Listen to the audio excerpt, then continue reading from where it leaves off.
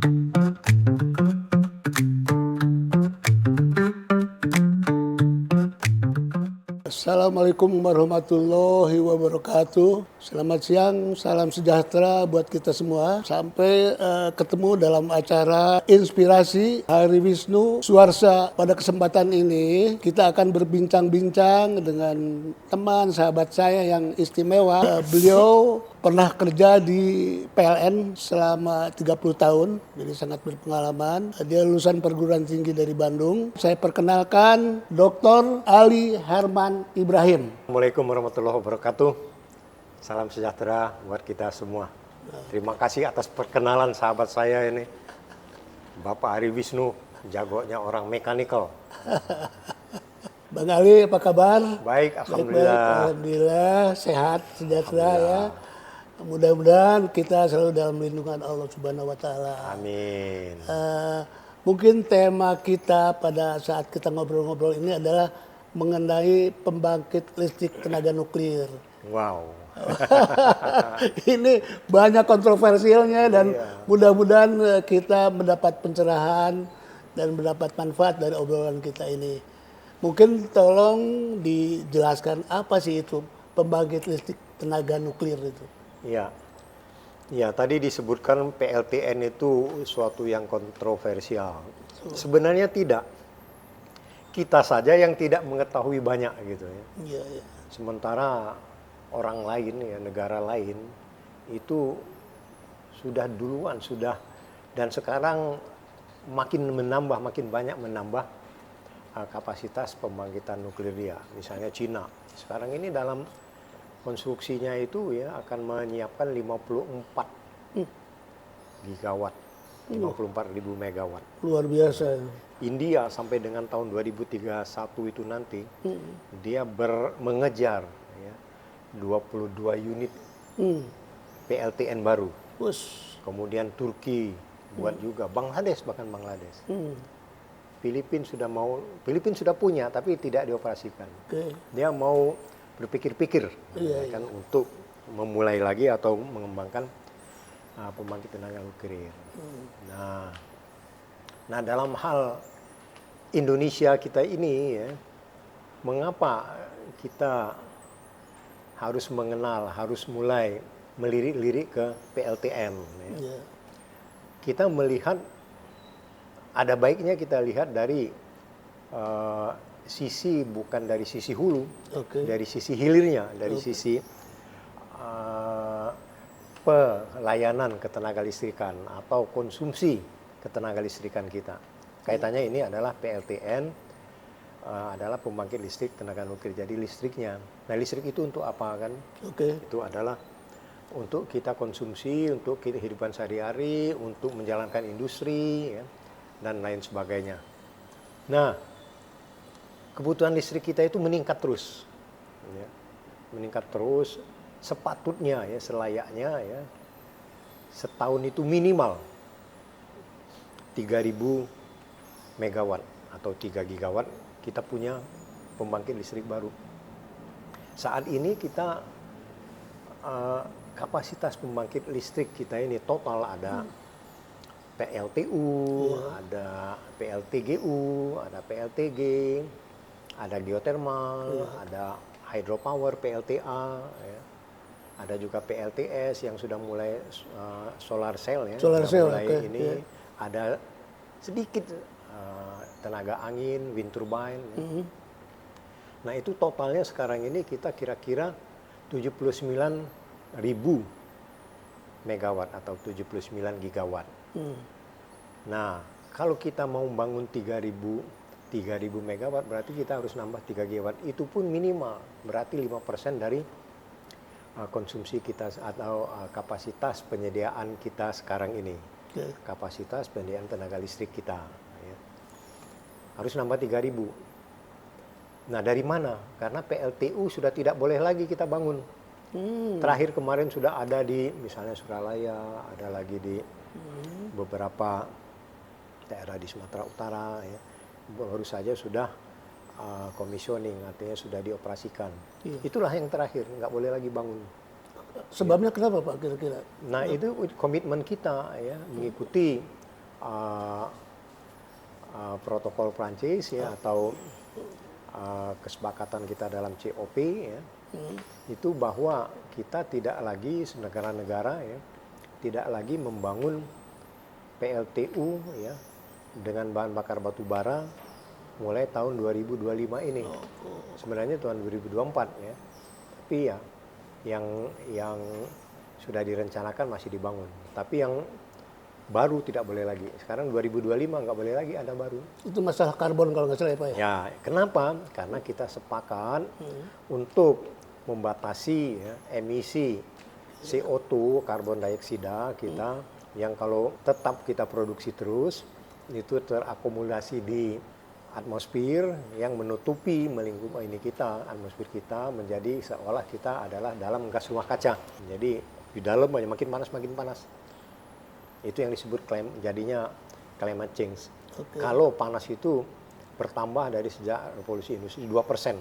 Iya. 2 derajat Celcius. Kita akan membatasi sedapat mungkin 1,5 derajat Celcius. Iya. Caranya apa? PLTU batubara itu, karena PLTU batubara itu untuk kita ketahui bersama secara kimiawi ya, Iya. batubara itu mengandung full karbon ya, di samping yang tidak terbakar lainnya ya, Iya. abu dan lain-lain. Bandingkan kalau gas misalnya, gas itu ada unsur C karbon dan unsur H. Iya. H itu hidrogen. Kalau hidrogen itu bisa juga dibakar menghasilkan energi. Energi. Oke. Jadi gas lebih bersih, agak lebih bersih dari karbon. Nah, karbon yang paling batu bara yang paling kotor ya emisinya. Oke. Kalau PLTU kita yang biasa-biasa dulu ya bisa sampai 1 ton per MWH emisinya. Oke. Padahal kita coba berapa? Kita produksi kita itu kira-kira 250 saat ini ya. Oke. 250 terawatt hour, berarti 250.000 gigawatt hour, berarti 250 juta megawatt hour. Iya. Ya. Nah, 1 megawatt hour tadi berapa? 1 ton. Ya. Nah, Besar tapi juga kita tidak semuanya dari batu bara saat ini. Iya. Batu bara kita itu yang memproduksi listrik. Produksi listrik kita itu dari batu bara itu hanya 60%-nya. Jadi kalau 250 bagi kali 60% berarti 150. Iya, iya. Ya, 150 juta ton kita emisikan ke luar tiap tahun. Iya, iya. Kalau kita ini, nah itu yang harus dituntut kita, dan kita juga sudah sepakat kesepakatan semua dunia, komitmen dunia ya, Iya, iya. untuk turun. Oke. Kalau bisa nanti tahun 2055 nol. Mungkin. Oh iya ya, mudah-mudahan. Itu mudah-mudahan 2060, 2055 sudah nol. Iya. Nah itulah mengapa kita tidak lagi bisa atau tidak lagi diperbolehkan membangun PLTU yang berbahan bakar batu bara. Mungkin untuk penjelasan yang dimaksud PLTU adalah pembangkit listrik tenaga uap ya Pak. Ah ya, sorry Dan tadi nggak untuk- disebut. Iya. Ya, pembangkit listrik tenaga uap. Itu banyak kalau kita jalan-jalan dari pantai utara Jawa ini saja ya, misalnya kita bisa temukan di Suralaya itu PLTU. Oh, iya, iya. Kemudian ada di Banten Iya, PLTU. Ada di Lontar ada PLTU. Kemudian ada di Indramayu ada PLTU. Kalau jalan-jalan ke Pelabuhan Ratu Selatan kita lihat PLTU banyak banget. Laut Pelabuhan Ratu itu sebelah kiri itu ada PLTU lagi, Pelabuhan Ratu. Itu PLTU membakar batu bara. Jadi kerjanya itu air dibakar oleh batu bara, Ya. menghasilkan uap. Air, Uapnya ya. menggerakkan turbin kalau nggak salah ya. Betul. Akhirnya menghasilkan listrik. Nah, Jadi itu batu bara ya, misalnya kita di Suralaya itu yang paling besar gitu ya. iya, iya. Lebih dari 4.000 megawatt di sana itu. Itu batu baranya itu dibawa dari Sumatera Selatan. Ada juga karena kurang Sumatera Selatan, ada juga dari Kalimantan ya. Kalimantan. Nah, itu batu baranya di stok di sana ya, dikumpulkan sana untuk tiap hari dibakar. Waduh, iya, iya. Dibakar ke boiler, boilernya besar sekali. Iya. Ya, boiler itu ya itu kettle rebus Iya, lah kettle, kira-kira. iya, iya. Rebus. Menghasilkan uap nanti ya, Yang tekanan. membakarnya batu bara. Iya, iya, iya. Nah, batu bara masak kettle tadi, boiler tadi jadi uap. Uap bertekanan ya. Tinggi, temperatur tinggi, itulah yang Menggerakkan. memutar turbin. Oke. Nah, sisa bakar itu kemana? Keluar. Itu Ada yang CO2. tidak terbakar sempurna ada ya. Terbakar itu terbakar. Kalau tidak terbakar sempurna dia harus diperbaiki kalau nggak merusak dia. Iya, iya. Nah, yang sisa pembakaran itu jadi abu, Oke. yang ringan-ringan menjadi gas CO2, gas CO2 keluar. Ke udara. Itu Ya. yang tidak boleh lagi kita kembangkan. Oke. Jadi apa? Ya, alternatif kita untuk membangun lagi di yang kira-kira minimum 3.000 megawatt atau 3 gigawatt per tahun. Iya, iya. Bahkan nanti 2-3 tahun lagi kita perlu 5 gigawatt. Waduh. Bahkan kalau kita membangun hanya mengandalkan misalnya solar cell, ya, solar PV maupun wind turbine, Iya. itu kapasitasnya harus lebih banyak. Kenapa? Karena yang ditangkap atau yang diproduk oleh si Solar cell. solar PV tadi, ya solar fotovoltaik tadi, maupun oleh si wind turbine Angin, itu ya. tidak 100% dari kapasitas terpasang dia. Jadi misalnya 100 megawatt dari solar cell, Iya. itu kalau PLTU itu menghasilkan ya satu tahun itu minimum 7.000 Oke. kali 100, ya 700.000 Iya. megawatt hour Iya. MWH. Tapi kalau solar cell tadi dia cuma 4 jam kan. Oh, nggak Atau bisa. kalau iya, di kita, kalau di tempat lain di Jazirah Arab atau di Afrika Iya. Barat itu bisa sampai 2.000 jam per tahun. Ya, 2.000 kali 100 megawatt misalnya ya. Iya. Atau katakanlah kita pasang 1 megawatt itu kalau di sana bisa menghasilkan 2.000 megawatt hour, kalau di kita ini cuma 4,5 jam. Oke. Ya, 4,5 kali 365 berapa? 1.400. Iya, iya. Jadi cuma 1.400 megawatt hour. Iya, iya. Nah, jadi nggak banyak. Kalau kita mau 4.000 gigawatt itu disetarakan dengan solar PV tadi, disetarakan dengan 3.000 megawatt tadi, ya dia paling tidak harus ada kita masang 12 ribuan. Iya, iya, solar iya. PV. Nah, oleh karena itu perlulah ada alternatif lain. Ya. Iya, oke. Geothermal bisa, bisa iya. geothermal. Ya. Tapi ya kapasitas atau potensi geothermal kita ini memang termasuk yang tertinggi di dunia, tertinggi di dunia itu paling tinggi. Tapi untuk mengembangkannya itu banyak tantangan ya, banyak yang di hutan lindung, kemudian jauh dari grid, ya, grid atau sistem transmisi kita. Perkembangan atau kemajuan untuk menambah kapasitas geothermal itu terbatas. Jadi apa? Ya salah satunya dilirik PLTN, nuklir. Tenaga nuklir ya. Salah satu yang dilirik adalah PLTN. Nah, Sebagai solusi itu Pak ya? iya. Apakah dia bisa menjawab? Nah itu baru kita Iya. mengapa harus PLTN? Nah itu, Ya kan? itu, Nah, itu. itu kan pertanyaannya. Banyak yang bertanya-tanya itu. Kalau kita kembali ya, kita balik bertanya, kenapa Pak? Takut, kenapa ragu? Ya nanti ada gangguan, kebocoran atau segala macam. Di dunia ini sudah ada 443, ada 33 negara yang sudah membangkitkan Listrik dengan listrik tenaga nuklir ya? nuklir dengan kapasitas atau unitnya ada 443, yang tambah lagi nanti Turki ada 4, kemudian Inggris ada 2, tambah lagi Bangladesh 1 misalnya ya. Kemudian India akan nambah 22, Cina akan nambah 54 ya.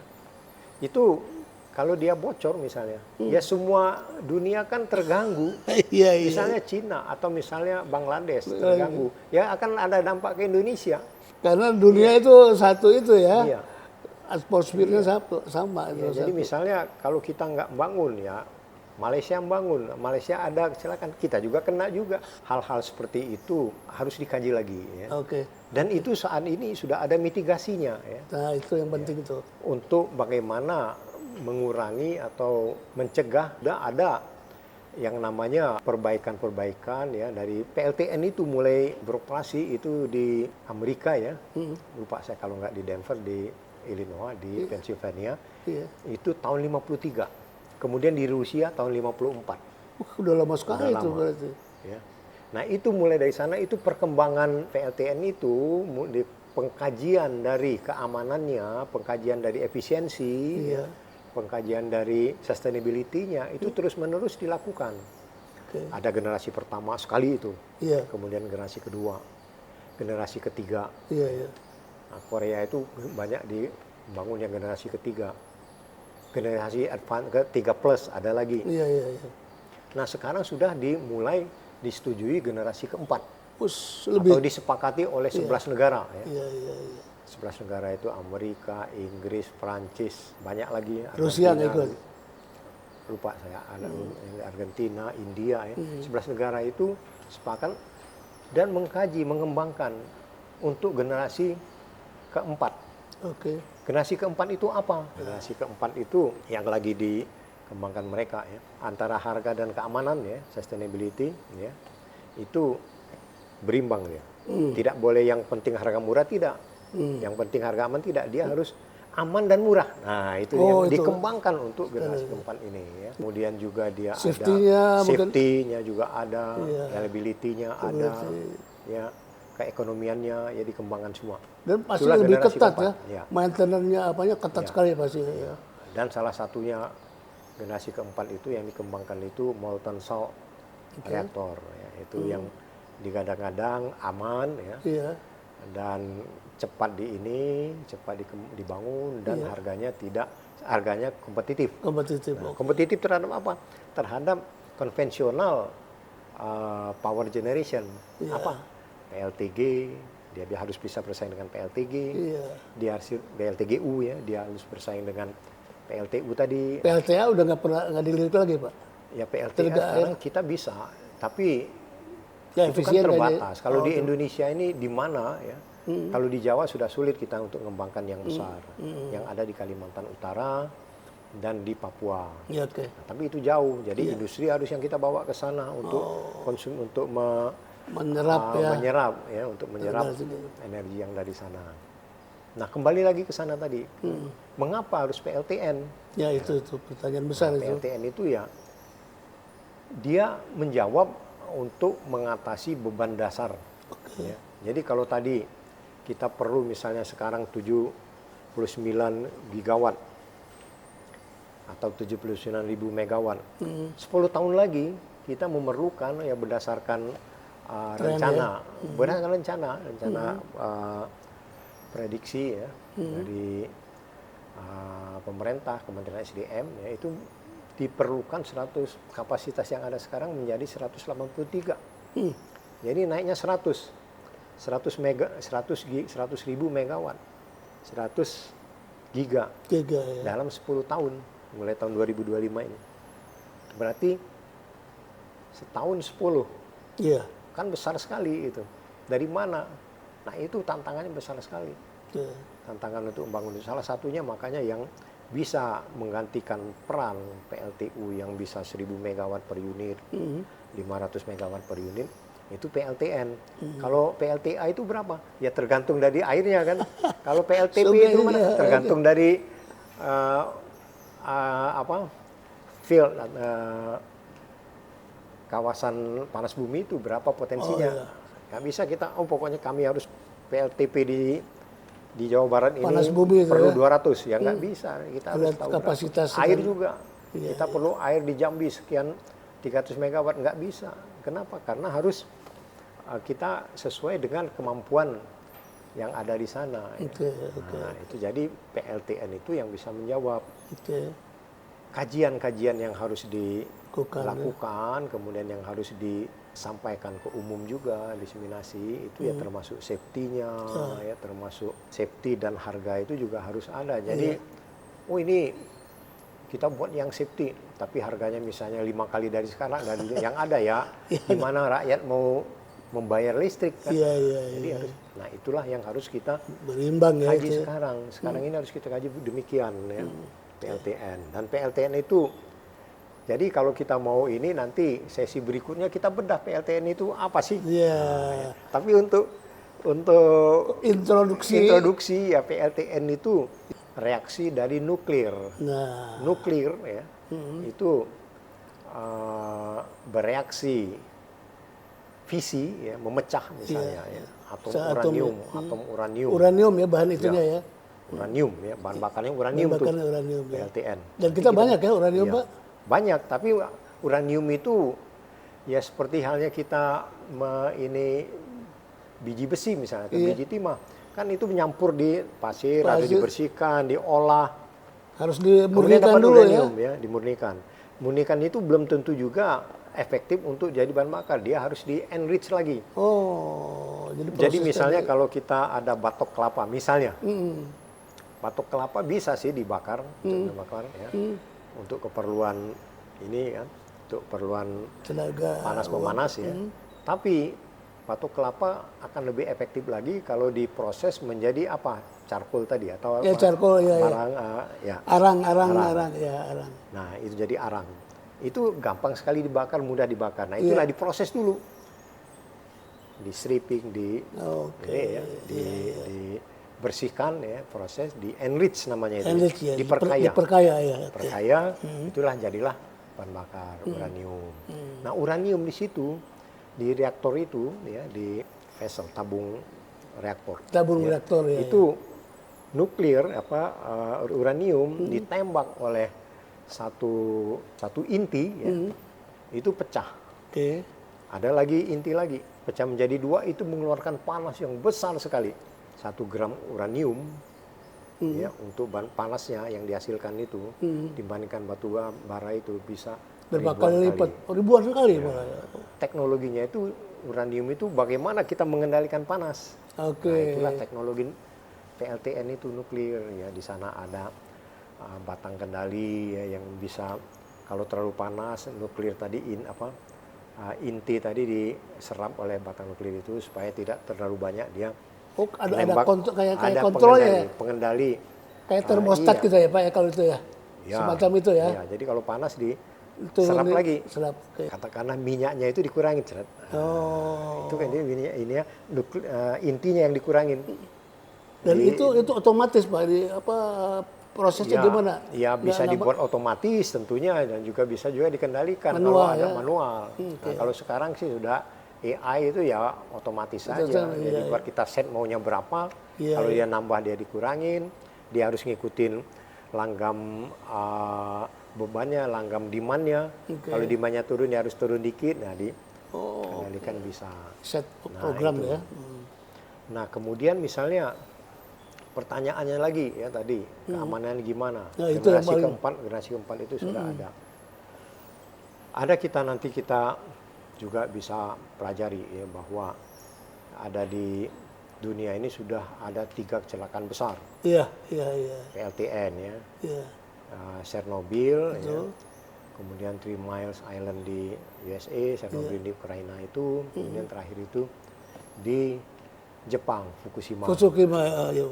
Nah, dari situ kita harus pelajari memang mengapa, apa yang terjadi di situ. Nah, itulah yang bisa kita lakukan langkah-langkah untuk pengamanan, pencegahan nanti apa kalau kita membangun harus sudah mengakomodasi, mengatasi potensi-potensi gangguan tadi. Kemudian ya tentunya kalau kita membangun PLTN itu ada banyak sekali structure dari perangkat PLTN itu yang harus kita penuhi. Ya, semua misalnya lokasinya, kemudian standar pencegahan, kemudian standar mengatasi gangguan, mengatasi kecelakaan. Itu apa yang disebut visibility study atau apa? Visibility study itu visible atau tidak di sini untuk membuat mulai suatu PLTN itu. Itu ada standarnya yang harus dipenuhi ya. Kajian ya. Ya, structure yang harus dipenuhi itu ya, elemen-elemennya itu harus dipenuhi. Dimulai PLTN-nya sendiri sudah di kita ini ya. Di Indonesia ini seperti banyak sudah berita itu ya, salah satu perusahaan ya, mungkin bisa kita sebut Torkon di sini sudah mempunyai akan membangun prototipe yang akan beroperasi tahun 2000 mulai jadi 2028 yang beroperasi di sana itu 2032. Jadi mudah-mudahan sudah kelihatan ya prototipe itu 2030. Oke. Dan kita bisa lihat dia bagaimana, apakah bisa dikembangkan terus.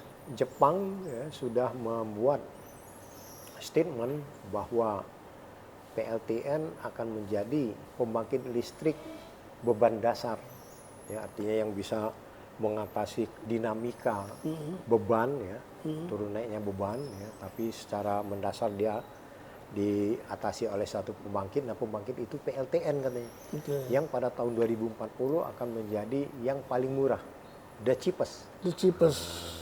Gitu ya. Nah, itu jadi kita harus belajar ke sana. Jadi itulah salah satu pendukung kita kalau menjawab mengapa harus PLTN. Iya, iya, iya. Kan gitu. Kemudian juga secara ekonomi, ya, kita harus kembangkan. Nanti makin lama batu bara itu juga makin mahal kan, karena adanya keterbatasan sumber daya alam. Ya lama-lama habis juga dia. Juga adalah batasan-batasan dari lingkungan hidup. Oke. Jadi sekarang ini misalnya di Indonesia itu banyak sekali tambang batu bara yang perlu ditertibkan, katakanlah ya ininya, penambangannya, operasi penambangannya. Iya, iya. Hanya ada beberapa yang betul-betul mengikuti standar lingkungan hidup untuk mungkin misalnya pada saat dia mining bagaimana mengurangi debu, kemudian di stoknya bagaimana mengurangi debu, kemudian setelah di mining dikeruk itu bagaimana direklamasi. Itu dengan langkah-langkah itu, dengan hal-hal seperti itu batu bara kan mahal. Betul. Jadi PLTN, apalagi PLTN nanti kita buat bahan bakarnya. Tapi bahan bakar itu terhadap kontribusi terhadap nilai PLTN, nilai listrik itu tidak banyak. Dia cuma 15% aja kira-kira ya. Yang paling mahal itu konstruksinya dan standar pengamanannya, standar operasinya. Dan itu internasional ya Pak standarnya? Iya, harus mengikuti protokol-protokol yang... Kita diawasi, bangun PLTU diawasi oleh International Atomic Energy Association ya, IAEA. PLTU itu ya nggak sembarangan lah. Di kita juga diawasi, nanti ada kompeten ya, mengawasi sertifikasi kayak gitu ya Pak. Tidak gampang. Iya. Nah, tapi begitu itu pengembangan di kita ini berdasarkan Undang-Undang 59 ya. Nah, itu pertanyaan lagi, mengapa kita harus membangun PLTN? Kalau sebagai orang pengembang, ya, ilmuwan, itu pertanyaan mengapa harus membangun PLTN? Ya, jawabnya itu sudah ada undang-undang. Undang-undang itu adalah suatu rumusan dari suatu aspirasi beberapa pihak. Maka jadi undang-undang. Undang-undang itu harus kita pegang, kita jalankan dengan baik. Undang-undang itu nomor berapa? 59 tahun 2024. Ya. Itu tentang rencana RPJPN. Rencana Pembangunan Jangka Panjang Nasional. Di dalamnya ada PLTN. Ya. PLTN itu periode 2030-2032 itu pengembangan tapak dan lain-lain, pengembangan prototipe. Kemudian 2035-2030 pengembangan operasi. Ya. Operasinya di pembangkit yang ada, di operasi yang dikembangkan terus 2035 sampai 2040 sampai 2045 itu ekspansi dari PLTN. Jadi dari 240 sampai 245 itu udah banyak nanti akan dibangun berdasarkan apa yang telah kita mulai dari sekarang ini. Jadi 2025 udah mulai deh Pak kira-kira. 2025 ini sudah banyak kita ini kan studi. Masih studi tapi ya Pak ya. Untungnya kita itu tidak sendiri kan, studi itu kita itu berkolaborasi dengan pihak-pihak luar. Negara-negara yang lain sudah ya. Negara maju, yang sudah membangun sudah banyak. Yang sudah sebutkan tadi, misalnya PLTN di Amerika ada 97 misalnya kan. Kemudian di Korea lupa saya ya ada berapa. Ya kita tinggal lihat aja bangun aja di sini kan, kamu sudah berapa tahun di sini, bagus, bangun lagi satu di sini kan bisa. Tapi tidak seperti itu caranya ya. Kita juga harus memahami, menguasai ya. Memberikan suatu bahwa di sana berhasil belum tentu juga di sini berhasil. Ya. Kita harus betul-betul sama kalau mau sama. Padahal kondisi kita nggak sama kan. Jadi itulah yang harus kita pelajari ya. Bagaimana mengoperasi, bagaimana membangun, mempersiapkan, membangun, mengoperasikan dan mengembangkan PLTN. Kita kembali ke reaktor tadi ya. Tembak jadi panas. Nah, panas itu harus dikendalikan. Dan panas itu juga harus disalurkan menjadi steam tadi. Nah, transfer energi ya. Ya, dari reaktor itu panasnya ini disalurkan melalui steam generation ya, ada yang menyalurkan panas dari reaktor ke steam generation tadi namanya coolant. Nah, itulah inti dari PLTN itulah yang harus kita kuasai betul. Inti dari teknologi itu di situ, teknologi PLTN itu. Jadi Pak yang menggerakkan turbinnya itu Steam juga. Steamnya juga iya, ya. Jadi steam generation ya. Jadi dia di sana dari reaktor ada menyalurkan panasnya untuk coolant mendinginkan reaktor, tapi juga menyalurkan panas ke steam panasnya itu diambil di steam generator. Steamnya itulah nanti menggerakkan turbin. yang panas itu yang menjadi steam, tekanan tinggi, temperatur tinggi menggerakkan turbin. Sisanya ya sama dengan PLTU, steam turbine, power plant. Jadi istilahnya sistem pembakarannya itu energi intinya berasal dari pembakaran nuklir itu ya. Kalau pusat listrik tenaga uap PLTU yang existing, ya sebenarnya PLTN itu tenaga uap juga. Iya. Cuman ininya ya. Nah, cuma PLTU tadi pusat listrik tenaga uap itu belum lengkap kita mestinya steam coal fire steam power plant. Nah, PLTU batu bara. Iya. Harus ada batu baranya. Ini kalau tenaga nuklir udah jelas pembangkit listrik tenaga nuklir ya. Tenaga nuklir bahwa steamnya sama dengan PLTU tadi. Jadi ujungnya sama ya. Iya. Bukan ujungnya, tengah-tengahnya setengahnya sama di tengah-tengah. Kan setelah itu ada steam turbin, ada generator, ada macam-macam trafo di sana. Jadi di tengah ke sini sama, tengah ke sana sama, tengah ke sini beda. Kalau di sini PLTU itu pakai batu bara dikumpulin, pakai conveyor belt masuk ke mills, masuk ke boiler di sana, ya. Terus ada sisanya ada abu dikumpulin, dilarikan sana. Abu itu bisa dibuat untuk konblok macam-macam, ya. Abu batu baranya. CO2-nya terakumulasi keluar, itu yang membuat ada climate change, lama-lama panas gitu kan. Itulah bedanya dengan PLTN. PLTN panasnya di situ, dia tidak mengeluarkan emisi, dia pembakaran itu murni. Panasnya itu terjadi karena ada pecahnya atom uranium. Pecah menjadi dua. Itu reaksi berantai kalau nggak salah. Reaksi berantai, yang itu ada nuklir yang itu mecah yang lain lagi. Masih ada panas makin pecah. Nah, itulah panasnya dihasilkan. Tidak memerlukan oksigen dari udara untuk combustion, untuk pembakaran. Tapi dia menghasilkan panas karena pecahnya atom. Panas itu diambil. Kalau batu bara tadi, batu bara dibakar. Ya, ada abu, ada CO2.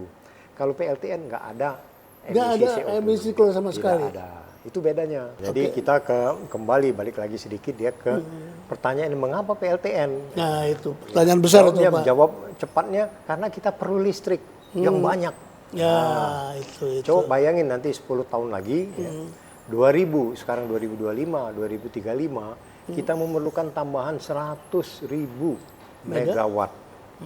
Kalau kita jalan-jalan ke Indramayu, ya, itu ada PLTU. Atau kalau kita naik kereta, ada satu di Cirebon itu ada 2 PLTU. Ada yang 600 mega, ada yang 1000 mega. Nah, itu yang lebih tinggi 1000 mega. Itu 1000 mega sebesar itu. Nah, kita perlu menambah sebanyak 100 kali seperti itu dalam 10 tahun. Gimana caranya? Padahal untuk buat PLTU seperti itu kita nggak bisa lagi. Ya. Jadi itu karena kita memerlukan banyak penyediaan, banyak kapasitas penyediaan tenaga listrik.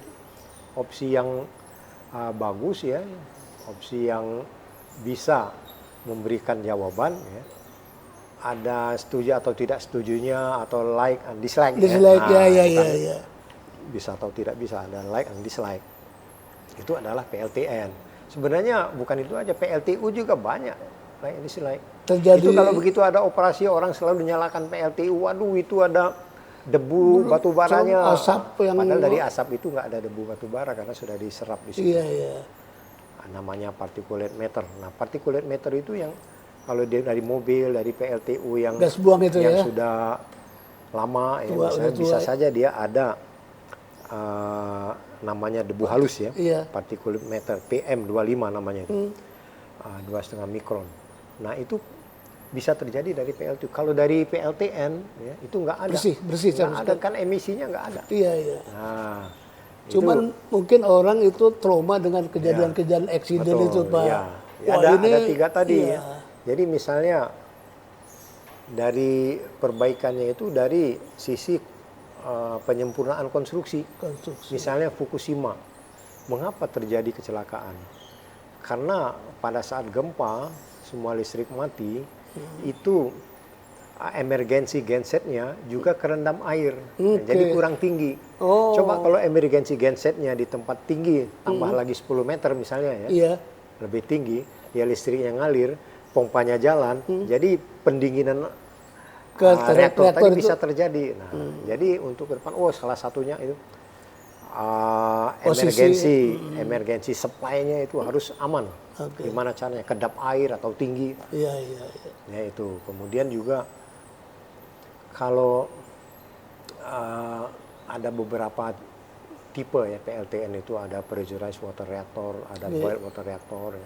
Nah, apa artinya pressurized water reactor itu? Itu adalah reaktor dengan air yang bertekanan tinggi. Dia ini kan ya.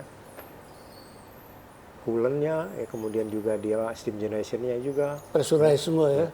Nggak yang di reaktornya pressurized. Jadi di sana artinya apa? Tekanannya ya dan temperatur tinggi, ya tinggi. Jadi kalau dia sudah tinggi, dia water, ya, pressurized water reactor, water air, makin dipanasin misalnya tidak terkendali panasnya misalnya, itu akan panas terus, panas nambah. Apa yang terjadi kalau panas terus, tekanan tinggi? Ledak. Nah, kalau generasi keempat ini hal seperti ini juga sudah antisipasi ya. Sudah dimodifikasi katakanlah. Bukan antisipasi itu ada, tapi kita harus siap.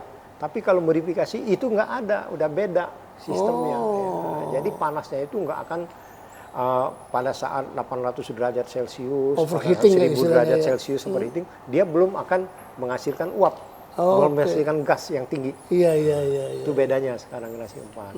Jadi mengapa yang lain ya, karena mengapa kita PLTN ya, sudah kita diperintahkan kok. Nggak ada pilihan lain, sudah ada di Undang-Undang 59 tahun 2024 RPJPN ya. Salah satunya adalah kita mengembangkan PLTN untuk mendukung pembangunan. Dan itu disepakati secara internasional ya, Pak ya? Internasional itu harus kita lapor bahwa kita membangun ini, akan ada pengawasan bersama. Iya. Itu internasional. Artinya standarnya udah standar. Karena kita mengikuti kita membeli harus membeli teknologi itu ya dari luar. Nah, kita harus ikutin, kecuali kalau kita buat sendiri. Ya. Kayak Rusia misalnya. Ya sorry ya, Rusia, Korea Utara kalau membuat sendiri PLTN, apaan sih? Saya buat sendiri kok. Kalau kita enggak, kita ngikuti kaidah-kaidah kebersamaan internasional. Jadi demikian, itu juga untuk memberikan pengejawantahan, diseminasi buat masyarakat kita bahwa kita itu membangun PLTN itu dengan cara yang benar. Iya. Dengan sangat memperhatikan seluruh aspek. Ya, keselamatan, kemudian keekonomian, efisiensi, lingkungan, segala macam kita penuhi, kita perhatikan, harus dipenuhi di situ. Karena satu kesatuan dengan PLTN itu adalah bagaimana siklus bahan bakarnya. Itu penting, itu penting. Bahan bakarnya seperti yang disampaikan tadi, uranium. Iya. Apakah kita harus membeli uranium? Karena kalau PLTN banyak dibuat, kita beli ya bersaing. Dengan pembeli lain ya, kita harus kembangkan sendiri juga, membuat juga proses pengolahan uranium ya, yang katakanlah di Indonesia ini juga tidak banyak tapi juga tidak sedikit keberadaannya ada ya gitu. Bahan tambangnya ada di kita ya, Pak. Kita harus tambang, kita olah untuk memenuhi ini sendiri. Sistem itu harus kita kembangkan juga nanti. Setuju, Pak. Ya, nah, itu kita harus declare juga bahan bakar itu dari mana. Ya, kemudian diolah di mana? Ya harus kita buat sistem pengolahan bahan bakar, pengendalian bahan bakar, penambangan, pembersihan, kemudian pengayaan, proses menjadi bahan bakar, pelet, tabung-tabungnya, ya, kemudian bagaimana pengiriman ke PLTN, kemudian limbah dari PLTN-nya itu bagaimana Itu pengelolaannya, penting. Iya, iya. kemudian dibawa kemana. Iya, limbahnya itu limbahnya juga itu bisa diolah lagi ya. Kalau masih ada sisa, di recycle, Pak. ya masih ada sisa uraniumnya itu bisa langsung dikirim lagi untuk enrichment. Kemudian ada lagi jadi plutonium, dicek lagi bisa nggak jadi bahan bakar. Kemudian baru ada ada sisa, ada limbah yang masih bisa dipakai untuk keperluan industri lain ya, misalnya ada teksi, kemudian untuk industri pengawetan. Iya, iya. Kemudian ada limbah lagi yang nggak bisa diapain, itu baru harus kita kumpulkan untuk disimpan dalam satu disposal, ya di dalam tanah dia, Pak. dalam tanah atau dalam laut atau dalam apa ya. Itu ada. Ya, itu bisa umurnya supaya jadi dia tidak bahaya lagi itu bisa 40 tahun. Ya. Limbah itu tadi kita simpan taruh sini itu masih bahaya selama 40 tahun. 40 tahun. Nah, ada lagi nih sekarang lagi dipelajari orang teknologi yang bisa di flash press. Itu jadi hilang. Langsung hilang. Nah, katanya. Ya, Wah, kita harus ikuti iya, terus itu dan berkembang kita harus pelajari. teknologi, ya. Iya. Berkembang terus ya, iya. Baik, terima kasih Pak Bang Ali. Ini sebenarnya mengenai PLTN itu banyak yang pro dan kontra. Saya sudah mengamati dan saya senang sekali Bang Ali bisa menjelaskan ini. Mudah-mudahan menginspirasi kita semua. Mungkin nanti ada pertemuan berikutnya membahas lebih dalam atau ada pertanyaan-pertanyaan mungkin dari pemirsa yang penasaran, silakan nanti komen-komen ya, komen. Oke. Saya juga harus belajar, kita semua harus belajar, kita semua diperkaya termasuk untuk kita sendiri juga. Betul. Baik, ini perbincangan yang cukup menarik ya mengenai PLTN ini. Saya tahu ini banyak pro dan kontra, mungkin nanti kalau yang mau penasaran bisa bertanya. Tapi mudah-mudahan episode pertama ini memberikan inspirasi buat kita semua. Kita ambil manfaatnya. Semoga acara ini bermanfaat buat kita semua. Silahkan kalau ada yang mau bertanya bisa nanti via medsos atau dan sebagainya. Jangan lupa like, comment, and subscribe. Terima kasih. Wassalamualaikum warahmatullahi wabarakatuh.